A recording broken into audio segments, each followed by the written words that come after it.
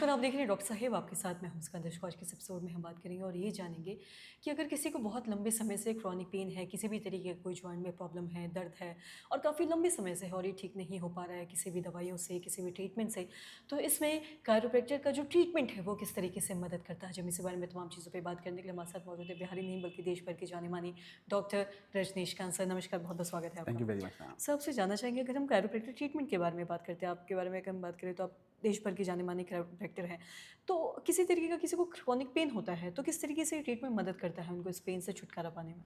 देखिए, हमारे बॉडी में पेन होने का दो ही कारण है, या तो ब्लड सर्कुलेशन फास्ट है या तो स्लो है। तो अगर फास्ट होता है तो वो हम लोग उसको एक्यूट कहते हैं, जो 4 वीक से कम। अगर उससे अगर स्लो देखते हैं हर एक रीजन में, तो वो क्या है, क्रॉनिक पेन है। अगर हम इस पेन को इग्नोर करते हैं तो पेन डे बाय डे बढ़ करके जैसे ही 4 वीक से ज़्यादा होता है तो क्रॉनिक पेन हो जाता है।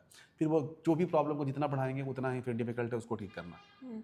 तो जैसे ही अगर मानते हैं कमर दर्द हो, गर्दन दर्द हो, घुटना दर्द, किसी भी प्रकार का दर्द हो, अगर हमारे अंदर ही हाथ में दर्द होता है, गर्दन में दर्द होता है, तो हम लोग उसको रेस्ट देने लगते हैं। जैसे ही रेस्ट देते हैं, मूवमेंट को स्टॉप करते हैं, ब्लड सर्कुलेशन और स्टॉप होता है, कम होता है और वो पेन डे बाय डे बढ़ते जाता है। तो अगर हम लोग उसको स्टार्टिंग में देख ले और आ जाए, तो कैरोप्रैक्टर का एक काम क्या है कि जो रीढ़ की हड्डी है, जो जॉइंट्स है, अगर जो मिसअलाइन हुआ है, किसी कारण से टेढ़े मेढ़े बैठने से वो अपने जगह से स्लाइड हुआ है, तो उसको जगह पे ला करके सेट करते हैं ताकि ब्लड सर्कुलेशन नॉर्मल हो जाता है। जैसे ही ब्लड सर्कुलेशन नॉर्मल होता है, पेन ऑटोमेटिकली खत्म हो जाता है। जी। और साथ ही अगर किसी को किसी तरीके का जॉइंट पेन होता है, अगर हम किसी भी उम्र के किसी भी वर्ग के लोगों में की अगर बात करें, तो अगर किसी को जॉइंट पेन है, घुटनों में दर्द है या फिर कहीं का हाथ में दर्द है, किसी भी तरीके बहुत लंबे समय से दर्द हो रहा है, तो अगर ये ट्रीटमेंट वो लेते हैं तो क्या हो सकता है वो हमेशा के लिए ठीक हो जाए?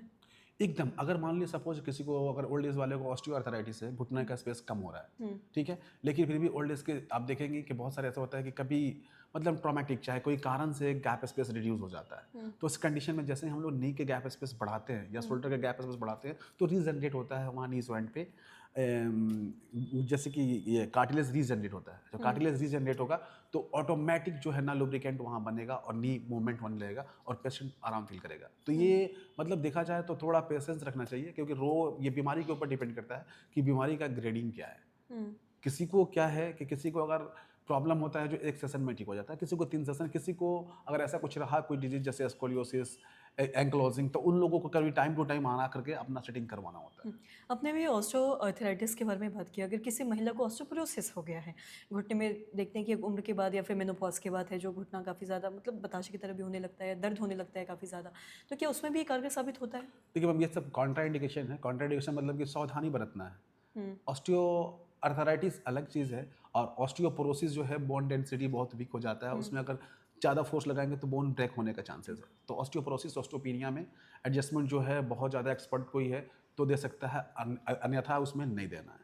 और साथ ही अगर शरीर के किस तरीके के पेन, जैसे कि आपने बताया बहुत तरीके का आपके पास मरीज़ आते हैं अलग अलग तरीके के और अलग अलग दर्द लेके आते हैं, किसी को घुटने का, हाथ का दर्द, बैक का पेन, अलग अलग चीज़ों का दर्द होता है।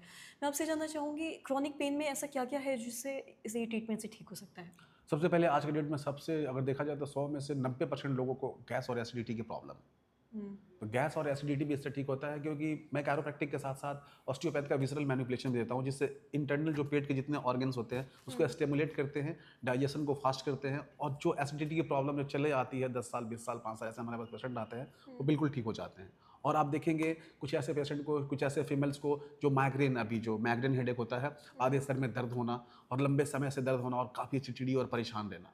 तो उसमें होता क्या है कि हमारा टेम्पोरल बोन होता है और ऑसिपिटल बोन और C1 दोनों आपस में अगर जब कनेक्टेड हो जाता है किसी कारण से, हैवी पिल्लोज लेने के, चाहे कुछ भी नेक का मसल्स पे स्ट्रेन आता है, तो उसके कारण ये होता है।